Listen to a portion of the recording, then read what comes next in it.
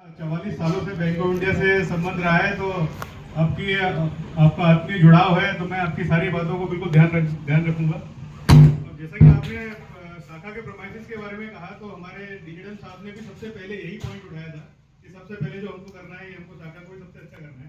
तो बिल्कुल इस बात पे भी हम लोग ध्यान देंगे। इसके बाद मैं बोडा से पधारे भूपेन जी का स्वागत के लिए बोडा शाखा प्रबंधक मोनू गुप्ता जी को बुलाना चाहूंगा। भारत माता की, भारत माता की, वंदे वंदे वंदे। किसान साथियों, जैसा कि मंच पर विराजमान हमारे दादा हनुमान प्रसाद जी गांधी जी, किसान साथी, मेरा अभी जो दादा ने बताया कि हम किसान, लेकिन हम क्या करते हैं कि परंपरागत खेती में ही अभी तक उलझे हुए हैं। जो खेती में नवाचार होते हैं उसको अपनाने से डरते हैं, हिचकते हैं। लेकिन दादा ने बताया कि मूंगफली उगा और मूंगफली का तेल बना के क्यों नहीं बेचो, तो उसका लाभ किसान को मिलेगा, उसके परिवार को मिलेगा, साथ में उस क्षेत्र को मिलेगा। तो इसी क्रम में भारत सरकार ने एफपीओ करके 10 के एफपीओ करके एक स्कीम चलाई है, फार्मर प्रोड्यूसर ऑर्गेनाइजेशन, जिसमें किसानों का एक समूह बना करके लगभग जितने उस एरिया में जो भौगोलिक परिस्थिति की फसल होती है उस फसल को वैल्यू एडिशन कर करके हम एफपीओ के माध्यम से उसको बेच सकते हैं। जैसे मान लो दादा ने बताया कि मूंगफली का तेल बनाकर बेचो, तो एक किसान नहीं कर सकता, तो हम लगभग 300 350 किसान से लेकर 700 किसान तक उसमें समूह बना करके अपनी फसल को एक जैसा उत्पादन करना, एक क्वालिटी का उत्पादन करना और उस उत्पादन के बाद में उसकी प्रोसेसिंग करना। जैसा यहाँ बैंक के उसमें लिखा है खाद्य प्रसंस्करण, तो उस तरह से उसकी प्रोसेसिंग कर कर डब्बा पैक करके उसको बाजार में बेचना। तो यह सब काम क्या हम नहीं कर सकते? कर सकते, लेकिन करना नहीं चाहते। हम सिर्फ परंपरागत खेती में लगे हुए हैं। तो केंद्र सरकार के माध्यम से जो एफपीओ की स्कीम आई है उसके तहत हमने बोडा के कुछ किसानों ने मिलकर के किसानों को जोड़ लिया और उसमें एक कदम आगे बढ़ाते हुए बोडा क्षेत्र में लहसुन का बहुत अच्छा उत्पादन है। लहसुन लगभग हर किसान, चाहे छोटा हो या बड़ा हो, वह किसान लहसुन उत्पादन करता है। भले वो आधे बीघे की लगाएगा, छोटा किसान हो, लेकिन लहसुन जरूर लगाता है। तो हमने किसानों ने मिलकर के उस लहसुन का वैल्यू एडिशन करके बेचने का निर्णय करा। जैसे हमारा एफपीओ बना तो हमें गवर्नमेंट के अधिकारियों से भी बहुत सारी प्रेरणा मिली।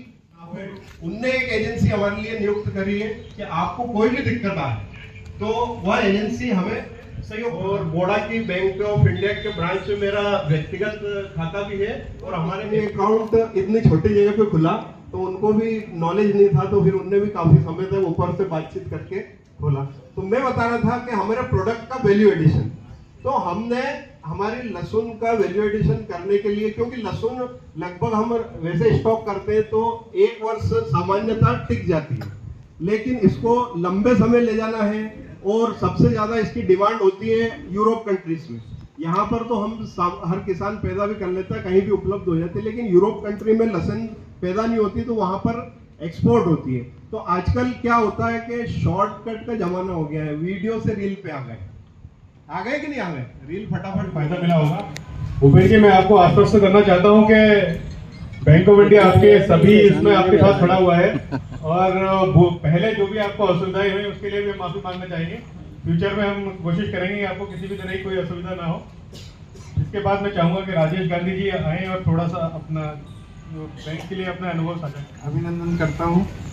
मैं आपसे एक ही निवेदन करूंगा कि अब अपने को खेती में आमदनी बढ़े, उसके लिए फसल चक्र अपनाना पड़ेगा, फसलों को बदल बदल के लगाना पड़ेगा, उत्पादन कैसे बढ़े उन चीज़ों पे ध्यान देना पड़ेगा।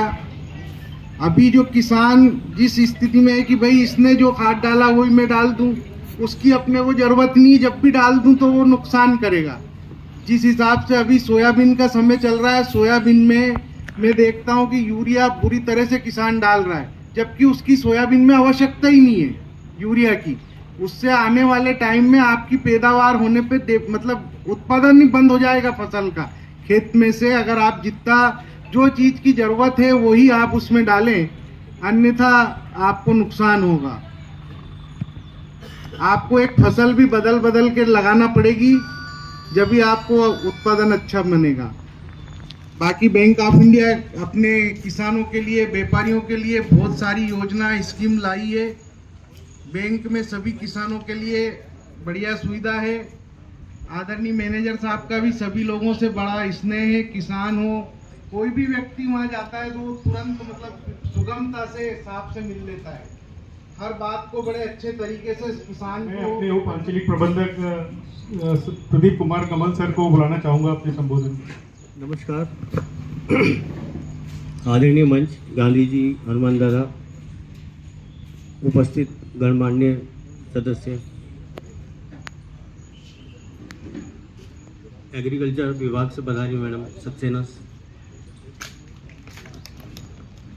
जब हम आए यहाँ पर तो बहुत कम उपस्थिति थी, तो हमको लगा कि आज हम क्या बता पाएंगे लोगों को, लेकिन अभी जैसा पूर्व वक्ताओं ने बताया,